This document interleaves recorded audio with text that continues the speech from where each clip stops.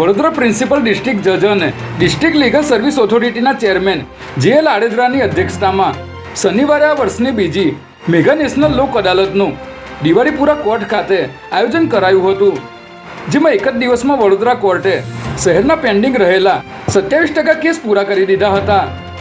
વડોદરા કોર્ટના 70 ઉપરાંત જજ, વકીલો તેમજ કોર્ટ સ્ટાફે ભેગા મળીને 28,000 પેન્ડિંગ કેસ અને કોર્ટમાં આવી શકે તેવા 31,000 કેસનું સમાધાન કરાવી દીધું હતું, જેમાં ₹90.11 કરોડનું સેટલમેન્ટ થયું હતું.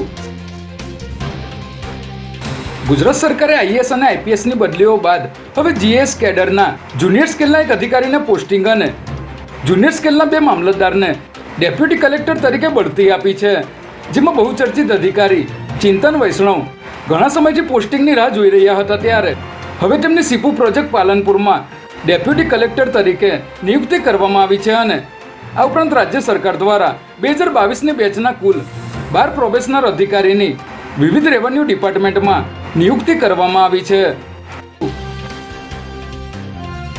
મુખ્યમંત્રી ભૂપેન્દ્ર પટેલે આજે રાજ્યવ્યાપી પોલિયો વિરોધી રસીકરણ અભિયાનનો ગાંધીનગરથી પ્રારંભ કરાવ્યો હતો.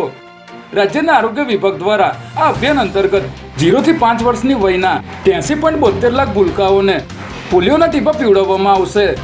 મુખ્યમંત્રી ભૂપેન્દ્ર પટેલે મંત્રી નિવાસ સંકુલના કોમ્યુનિટી સેન્ટરમાં ભૂલકાઓને પોલિયો રસીના ટીપા પીવડાવી આ અભિયાનનો પ્રારંભ કરાવ્યો હતો, જેમાં ગાંધીનગરના મેયર મીરાબેન પટેલ, ભૂલકાઓના માતા પિતા તેમજ આરોગ્ય વિભાગના અધિકારીઓ હાજર રહ્યા હતા.